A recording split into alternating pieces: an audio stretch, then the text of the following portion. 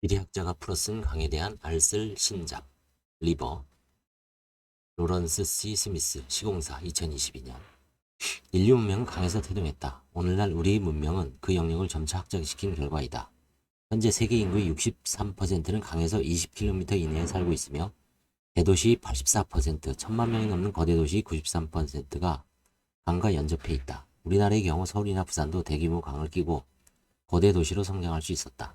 이러한 점에서 인간은 도시 생물종이자 하천 생물종으로 분류가 합니다. 강은 산에서 많은 양의 흙을 가지고 내려와 하류에 풍부한 충적토를 제공한다. 강 끝에는 자연의 삼각주가 형성되고 문명은 이처럼 비옥한 토지를 기반으로 발전을 거듭했다. 강을 이용하는 방식도 다양해졌다. 강에서 비롯된 생산성 증가는 인구의 급격한 팽창으로 이어졌고 강을 차지하기 위한 정치적 경계가 충돌하면서 강은 점점 더 중요한 전략 자원으로 부상하게 되었다. 인간은 선박으로 물류를 확대하고 산업을 확장시켰으며 아예 인공적인 강을 만들어 이용하게 됐다. 그러다 강을 막고 댐을 지어 물을 저장하는 방법도 고안해냈다. 대규모 댐을 통해 물과 전기를 먼 데까지 넉넉히 공급할 수 있게 되면서 인류는 강 이외의 더 넓은 곳, 심지어 건조한 사막 지역에까지 자신들의 영역으로 키워나갔다. 우리가 배출하는 대부분의 오염 물질도 강으로 보내 정화시켰다. 퓨엘 실버스탄의 책처럼 강은 인류에게 아낌없이 주는 존재가 된 것이다. 이에 필연적으로 강은 다양한 정치적 문제를 일으키기도 했다. 메콩강만 하더라도 그렇다. 티베트 고원에서 발현하여 중국과 인도 차이나 반도의 여러 나라를 거쳐 남중국해로 흘러들어가는 이 기나긴 강은 미얀마, 라오스, 태국, 캄보디아, 베트남까지 방대하게 이어져 분쟁이 잦다.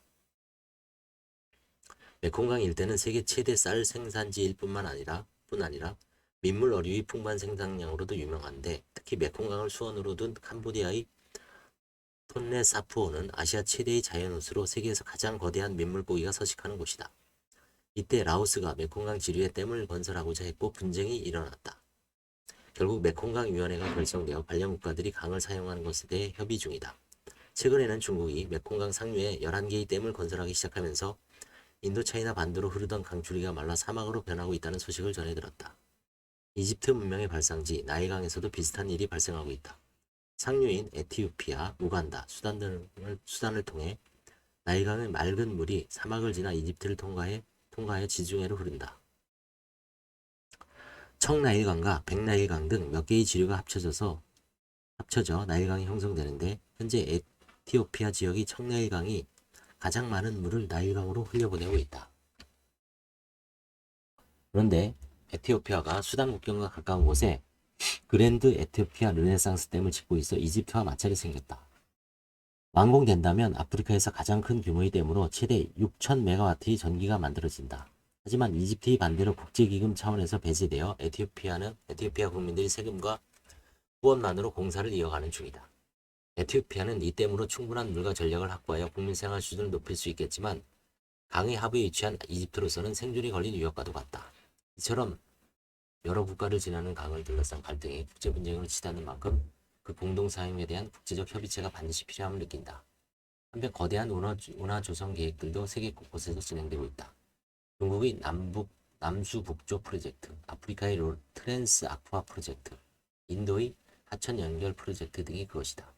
중국의 경우 남쪽의 풍부한 물을 북쪽으로 이동시키고자 한다. 중국 서부, 중부, 동부에서 각각 양쯔강의 물길을 북쪽으로 돌리기 위하여 세 개의 장거리 운하를 건설한다는 것이 핵심이다. 양저우를 통과하는 양쯔강에서 출발해 중국 대운하와 합류하는 동선은 이미 준비되었는데 이 운하는 북쪽으로 텐진까지 이어져 있다.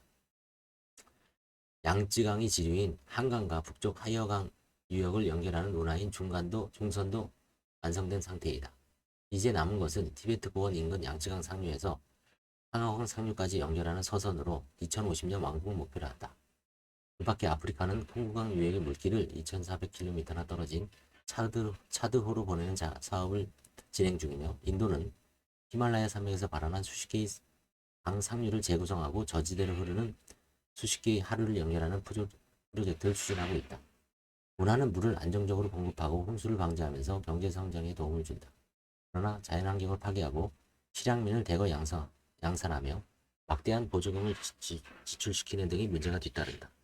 대규모의 인공 하천 사업은 얻는 것만큼 잃는 것도 많은 양날이 칼인 셈이다. 댐 건설도 마찬가지다. 댐을 지으면 주변 지대는 물에 잠기고 어딘가는 물이 마른다. 그렇게 생태계가 단절된다. 지구온난화가 강의 가정 변화 또한 심각하다. 기온이 오를수록 폭염과 가뭄이 찾아올 확률이 높아지고 잦은 홍수로 인한 하천의 범람 위험도 증가한다. 세계 평균 기온이 1.5도 상승하면 홍수로 목숨을 잃는 사람은 2배가 되고 경제 피해는 3배에 육박할 것이라고 한다. 미래의 강수 형태를 모델화해야 하는 이유이다. 지표수 및 대양 지형 위성의 도입도 필수적이다. 이 위성은 하천 배수량을 원격으로 감지하여 추정치를 제공하며 전 세계 호수와 습지의 수위를 측정하고 저수지의 저수량을 추적한다. 지구에서 순환한 물의 양과 강우의 시기 등을 예측할 수 있다면 작물 수확량, 홍수, 가뭄의 예측도 가능하다. 강은 막대한 담수와 에너지가 집적된 물리적 실체다. 인류 문명을 일으켰으며 지구상의 다양한 생물종이 생명을 유지하고 번식하는 데 절대적 영향을 미친다. 강이 주는 혜택은 이렇듯 실로 대단하다. 우리는 이를 잘 관리하는 한편 강으로부터 발생할 수 있는 재반 문제들에 대해서도 예측하고 대비해야 한다. 강은 인류의 생존과 직결되어 있다.